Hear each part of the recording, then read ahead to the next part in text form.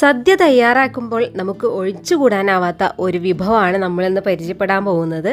അവിയലാണ്. അവിയൽ ഇഷ്ടമല്ലാത്തതായിട്ട് ആരെങ്കിലും ഉണ്ടോ എന്ന് ചോദിച്ചാൽ എനിക്കറിയില്ല. എൻ്റെ ഫേവറേറ്റ് ആയിട്ടുള്ള ഒരു ഡിഷ് തന്നെയാണ് ഈ ഒരു അവിയൽ. അവിയലിൻ്റെ ടേസ്റ്റ് എന്ന് വെച്ചാൽ ആ ഒരു പച്ച തേങ്ങയും ജീരകവും കൂടെയും ചതച്ച ടേസ്റ്റും പച്ച കറിവേപ്പില, പച്ച വെളിച്ചെണ്ണ, ഈ ഒരു മൂന്നിൻ്റെയും കോമ്പിനേഷനായിട്ടുള്ള ഒരു ടേസ്റ്റാണ് നമ്മുടെ അവിയലിന് നല്ലൊരു ടേസ്റ്റ് തരുന്നത്. വീടുകളിൽ അവിയൽ ഉണ്ടാക്കുമ്പോൾ നമ്മുടെ കയ്യിലുള്ള എല്ലാ കഷ്ണങ്ങളും ഉപയോഗിച്ചിട്ട് നമുക്ക് അവിയൽ ഉണ്ടാക്കാൻ സാധിക്കും. പക്ഷേ സദ്യക്ക് അവിയൽ ഉണ്ടാക്കുമ്പോൾ നിർബന്ധമായിട്ടും അതിൽ ചേർക്കേണ്ട കുറച്ച് കഷ്ണങ്ങളൊക്കെ ഉണ്ട്. അപ്പോൾ അതൊക്കെ നമ്മൾ ഒഴിവാക്കാതെ നല്ല അടിപൊളി ഒരു അവിയൽ എങ്ങനെ ഉണ്ടാക്കാമെന്ന് നമുക്ക് നോക്കാം. അവിയൽ ഉണ്ടാക്കാനായിട്ട് അടികട്ടിയുള്ള ഒരു പാത്രം എടുക്കുക. ഞാനിവിടെ ഉരുളിയാണ് എടുത്തേക്കുന്നത്.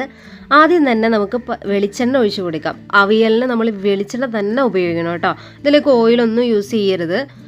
വെളിച്ചെണ്ണ ഒന്ന് ചൂടായി കഴിയുമ്പോൾ നമുക്ക് കറിവേപ്പില ഇട്ട് കൊടുക്കാം. ഇനി ഇതിലേക്ക് കഷ്ണങ്ങളെല്ലാം ഇട്ട് കൊടുക്കാം. ഒന്നുകിൽ വെള്ളരി അല്ലെങ്കിൽ കുമ്പളങ്ങ, ഇതിലേതെങ്കിലും ഒന്ന് ചേർത്ത് കൊടുക്കുക. ക്യാരറ്റ് ചേർത്ത് കൊടുക്കാം. പിന്നെ അതുപോലെ തന്നെ കോവയ്ക്ക അല്ലെങ്കിൽ വഴുതനങ്ങ ഇതിലേക്ക് ചേർത്ത് കൊടുക്കാം. പയറ്, ബീൻസ് അതുപോലുള്ള ഐറ്റംസിൽ നിന്ന് ഏതെങ്കിലും ഒന്ന് ചേർത്ത് കൊടുക്കുക. മുരിങ്ങാക്കോല് നിർബന്ധമായിട്ടും ചേർത്ത് കൊടുക്കുക. പിന്നെ ഇതിലേക്ക് കായം നമ്മളിതിൽ സ്കിപ്പ് ചെയ്യരുത്. അവിയലിൽ നിർബന്ധമായിട്ടും വേണം. പടവലങ്ങ നമുക്ക് ചേർത്ത് കൊടുക്കാം. പിന്നെ അതുപോലെ തന്നെ കിഴങ്ങ് വർഗ്ഗങ്ങളിൽ നിന്ന് ഏതെങ്കിലും ഒന്ന്, ചേന, ചേമ്പ്, അതുപോലെ തന്നെ ഉരുളക്കിഴങ്ങ്, ഇതിലേതെങ്കിലും ഒന്ന് ചേർത്ത് കൊടുക്കാം. ഞാൻ ഇവിടെ ഉരുളക്കിഴങ്ങാണ് ചേർത്ത് കൊടുക്കുന്നത്. എരിവിനാവശ്യമായിട്ടുള്ള പച്ചമുളക് ചേർത്ത് കൊടുക്കാം. ഒരു 3 സ്പൂണോളം മഞ്ഞൾപ്പൊടി ചേർത്ത് കൊടുക്കാം. ചില സ്ഥലങ്ങളിലൊക്കെ മഞ്ഞൾപ്പൊടി ചേർക്കാതെയും അവിയൽ ഉണ്ടാക്കും കേട്ടോ. ചില സ്ഥലങ്ങളിൽ മഞ്ഞൾപ്പൊടിയും മുളക് പൊടിയും ചേർക്കും. ഞാനിവിടെ മുളക് പൊടി ചേർക്കുന്നില്ല. ഇനി ആവശ്യത്തിന് ഉപ്പ് ചേർത്ത് കൊടുക്കാം. ഉപ്പ് നമ്മൾ ഏറ്റവും അവസാനം വീണ്ടും നോക്കുന്നുണ്ട്. അപ്പോൾ പോരായ്മ ഉണ്ടെങ്കിൽ നമുക്ക് ആ സമയത്ത് ചേർത്ത് കൊടുക്കാം കേട്ടോ. ഒരു 1/2 ഗ്ലാസ് മുതൽ 3/4 ഗ്ലാസ് വരെ നമുക്ക് വെള്ളം ചേർത്ത് കൊടുക്കാം. ഇനിയിപ്പോൾ വെള്ളം ചേർത്തില്ല എന്ന് വിചാരിച്ചിട്ടും കുഴപ്പമൊന്നുമില്ല. കുറച്ച് സമയം എടുത്ത് നമ്മൾ മൂടി വെച്ച് വേവിച്ചെടുത്തിച്ചാലും മതി. ഞാനിവിടെ കഷ്ണങ്ങളൊക്കെ അത്യാവശ്യം വലുപ്പത്തിനാണ് കട്ട് ചെയ്തെടുത്തിട്ടുള്ളത്. അതുകൊണ്ട് തന്നെ കുറച്ച് വെള്ളം ഞാൻ ഒഴിച്ചു കൊടുത്തിട്ടുണ്ട് പെട്ടെന്ന് വെന്ത് കിട്ടാനായിട്ട്. അപ്പോൾ നമ്മളൊരു ഇൻഗ്രീഡിയൻറ്റ് ഇതിൽ ചേർക്കാൻ വിട്ടുപോയിട്ടുണ്ടായിരുന്നു. മെയിനായിട്ടുള്ള ചേനയാണ് കേട്ടോ. നമ്മുടെ അവിയലിൽ ചേന നിർബന്ധമാണ്. ഇനി ഇത് നമുക്ക് മൂടി വെച്ച് ഇടയ്ക്കിടയ്ക്ക് ഇളക്കി കൊടുത്തൊന്ന് വേവിച്ചെടുക്കാം. കഷ്ണങ്ങൾ വേവുന്തോറും ഉടഞ്ഞു പോകാൻ സാധ്യതയുണ്ട്. അപ്പോൾ അതൊന്ന് ശ്രദ്ധിച്ചിട്ട് വേണം ഇളക്കാനായിട്ട്. ഈ ഒരു സമയം കൊണ്ട് നമുക്ക് ഇതിലേക്കുള്ള അരപ്പ് തയ്യാറാക്കാം. ഒരു മിക്സഡ് ജാറിലേക്ക് നമുക്ക് തേങ്ങ ചിരകിയത് ചേർത്ത് കൊടുക്കാം കേട്ടോ. തേങ്ങ നമ്മളിതിലേക്ക് പേസ്റ്റ് ആക്കുന്നില്ല, നന്നായിട്ട് ക്രഷ് ചെയ്തെടുക്കുകയാണ് ചെയ്യുന്നത്. ഇനി ഇതിലേക്ക് ചെറിയുള്ളി ചേർത്ത് കൊടുക്കാം. ചെറിയുള്ളി ചേർക്കുമ്പോൾ ഒരു കാര്യം എന്ന് വെച്ചാൽ നമുക്ക് നല്ല ടേസ്റ്റ് ഉണ്ടാവും. അപ്പോൾ അവിയൽ പെട്ടെന്ന് വളിച്ചു പോകാനായിട്ടുള്ള സാധ്യതയുണ്ട്. അങ്ങനെയുള്ളവർക്ക് വേണമെങ്കിൽ ചെറിയുള്ളി നമുക്ക് സ്കിപ്പ് ചെയ്യാം കേട്ടോ. അതുപോലെ തന്നെ കറിവേപ്പില, പച്ചമുളക്, നല്ല ജീരകം ഇത്രയും ചേർത്ത് കൊടുത്ത് നന്നായിട്ടൊന്ന് ക്രഷ് ചെയ്തെടുക്കാം. ഇതിൽ വെള്ളം ഒഴിക്കരുത്, പേസ്റ്റ് ആക്കരുത്. കണ്ടല്ലോ, ഇതുപോലെ ഒന്ന് ക്രഷ് ചെയ്തെടുക്കാം കേട്ടോ. ചെറിയുള്ളി ചേർക്കുമ്പോൾ ടേസ്റ്റ് ഉണ്ടെങ്കിലും വളിക്കാൻ സാധ്യത കൂടുതലാണ്. അധികം നേരം നമ്മുടെ അവിയൽ ഇരിക്കത്തില്ല. അപ്പോൾ അത് വേണമെങ്കിൽ നിങ്ങൾക്ക് സ്കിപ്പ് ചെയ്യാം കേട്ടോ.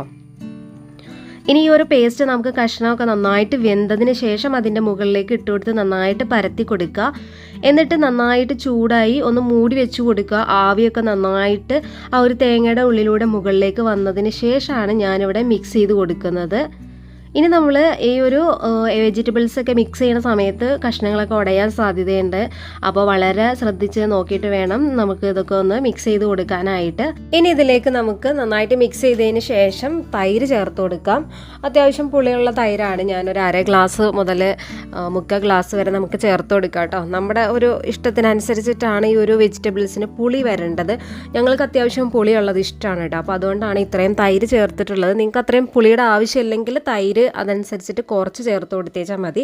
ചില ആൾക്കാർ പച്ചമാങ്ങ ആയിരിക്കും ഈ ഒരു പുളിക്ക് വേണ്ടിയിട്ട് യൂസ് ചെയ്യുക. അതുപോലെ തന്നെ ചിലവർ വാളംപുളി പിഴിഞ്ഞിട്ട് ചേർക്കാറുണ്ട്. ഞാൻ 2 ടൈപ്പിലും ഉണ്ടാക്കാറുണ്ട് കേട്ടോ. ഞാൻ പച്ചമാങ്ങയും ചേർക്കാറുണ്ട്, വാളംപുളിയും ചേർക്കാറുണ്ട്, അതുപോലെ തന്നെ തൈരും ചേർത്തിട്ട് ഉണ്ടാക്കാറുണ്ട്. കൂടുതൽ ഇഷ്ടം തൈര് തന്നെയാണ്. അപ്പോൾ ഇനി ഇതെല്ലാം കൂടി നന്നായിട്ട് മിക്സ് ചെയ്ത് കൊടുക്കുക. ആവശ്യത്തിന് ഉപ്പ് ഈ ഒരു സമയത്ത് നമ്മൾ പുളി ചേർത്തതിന് ശേഷം നമ്മൾ ഉപ്പൊന്ന് നോക്കുക, ആവശ്യത്തിന് ചേർത്ത് കൊടുക്കുക, മിക്സ് ചെയ്യുക കേട്ടോ. പിന്നെ അതുപോലെ തന്നെ അവിയലിന് ശ്രദ്ധിക്കേണ്ട ഒരു കാര്യം എന്ന് വെച്ചാൽ തേങ്ങ ചേർക്കുമ്പോൾ കഷ്ണത്തേക്കാൾ കൂടുതൽ തേങ്ങ നമ്മൾ ചേർക്കരുത്. അങ്ങനെ ചേർത്തിട്ടുണ്ടെങ്കിൽ നമുക്കൊരു പുഴുക്കൊക്കെ ഉണ്ടാക്കില്ല, നമ്മൾ വെജിറ്റബിൾസൊക്കെ വെച്ചിട്ട് പുഴുക്കുണ്ടാക്കുന്ന ഒരു ടേസ്റ്റായി പോകും കേട്ടോ. എപ്പോഴും കുറഞ്ഞു പോയാലും പ്രശ്നമൊന്നുമില്ല, നമ്മൾ തേങ്ങ കൂടാതെ ഒന്ന് ശ്രദ്ധിക്കുക. ഇനി ഏറ്റവും അവസാനമായിട്ട് നമുക്ക് ഫ്ലെയിം ഓഫ് ചെയ്യുന്നതിന് മുന്നായിട്ട് ഈ സമയത്തൊന്നും നമ്മൾ ഫ്ലെയിം ഓഫ് ചെയ്യുന്നില്ല. നന്നായിട്ട് മിക്സാക്കി കഴിഞ്ഞിട്ട് നമ്മൾ തട്ടിപ്പൊത്തി വെച്ചതിന് ശേഷം അതിൻ്റെ മുകളിൽ കുറേ പച്ച കറിവേപ്പിലയും അതുപോലെ തന്നെ പച്ച വെളിച്ചെണ്ണയും നന്നായിട്ട് ഒഴിച്ചു കൊടുക്കുക. എന്നിട്ട് നമുക്ക് മൂടി വയ്ക്കാം. ഇനി നമ്മൾ സെർവ് ചെയ്യുന്നതിന് മുന്നേ നമുക്ക് മിക്സ് ചെയ്തെടുത്തേച്ചാൽ മതി. അപ്പോൾ സ്വാദിഷ്ടമായ അവിയലാണ്. ഇതുപോലെ നിങ്ങളൊന്ന് അവിയൽ ട്രൈ ചെയ്ത് നോക്കൂ. എന്തായാലും വീട്ടിലുള്ളവർ നല്ല അഭിപ്രായം തന്നെ പറയൂ കേട്ടോ. അപ്പോൾ നിങ്ങൾക്ക് വീഡിയോ ഇഷ്ടപ്പെട്ടിട്ടുണ്ടെങ്കിൽ ലൈക്ക് ചെയ്യുക. എൻ്റെ ചാനൽ ആദ്യമായിട്ട് കാണുന്നവരൊന്ന് സബ്സ്ക്രൈബ് ചെയ്ത് സപ്പോർട്ട് ചെയ്യുക. അപ്പോൾ ഇതുപോലുള്ള സദ്യ റെസിപ്പീസൊക്കെ ആയിട്ട് ഞാൻ വീണ്ടും വരാം. അതുവരെ ഓക്കെ ബൈ. താങ്ക്